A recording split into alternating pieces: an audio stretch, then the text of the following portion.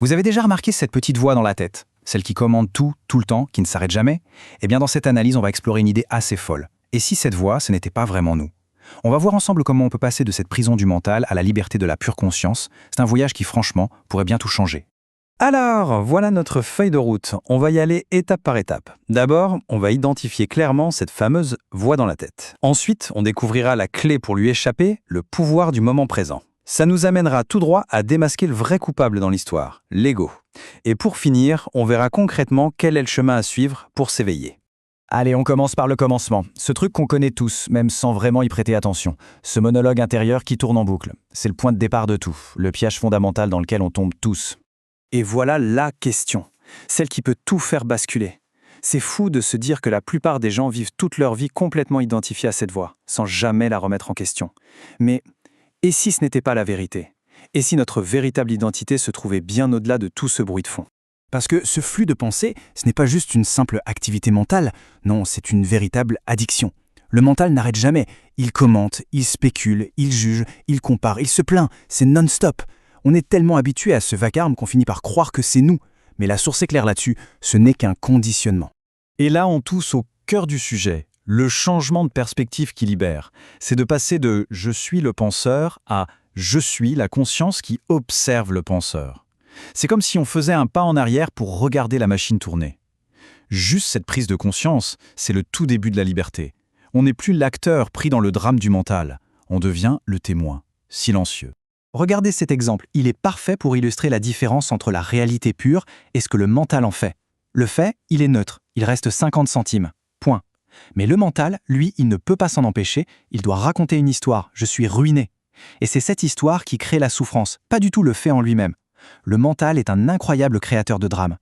Ok, alors comment on fait pour sortir de ce piège? La source nous donne une porte de sortie, un outil d'une puissance assez incroyable, le moment présent. C'est une idée assez radicale quand on s'arrête 2 secondes pour y penser. Le passé, en fait, il n'existe que dans notre mémoire, qui est une pensée qu'on a maintenant. Et le futur, c'est une pure projection, une autre pensée qui se produit maintenant. La seule chose qui soit vraiment réelle, tangible, la seule porte d'accès à la vie, c'est ce moment. C'est tout ce qu'il y a en fait. Le mental, on pourrait dire qu'il est carrément allergique au présent. Il est bien plus à l'aise à naviguer dans les regrets du passé ou dans les angoisses du futur. Ce qu'on appelle le temps psychologique, c'est une prison invisible qui nous empêche d'être vraiment vivants, ici et maintenant. En fait, face au présent, l'ego a 3 grandes stratégies de rejet. Soit il le voit comme un simple moyen pour arriver à un futur supposément meilleur, soit il le perçoit comme un obstacle, un truc frustrant qui se met en travers de son chemin, ou alors, dans le pire des cas, il le traite comme un véritable ennemi. Mais peu importe la stratégie, le résultat est le même, on finit par entrer en guerre avec la vie elle-même. On a parlé de l'ego, mais c'est quoi exactement?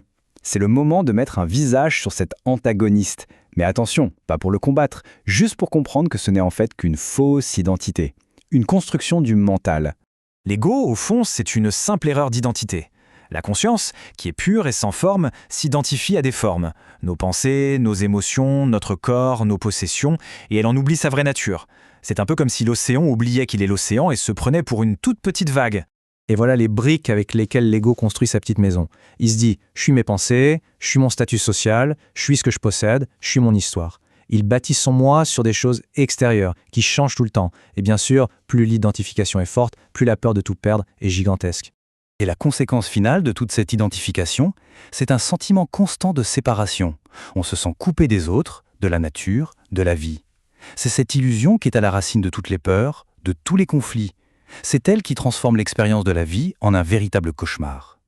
Bon, maintenant qu'on a bien identifié le problème et sa racine, on va passer à la partie la plus importante et la plus enthousiasmante, la solution. Comment on fait pour se libérer de cette emprise de l'ego et s'éveiller à qui on est vraiment?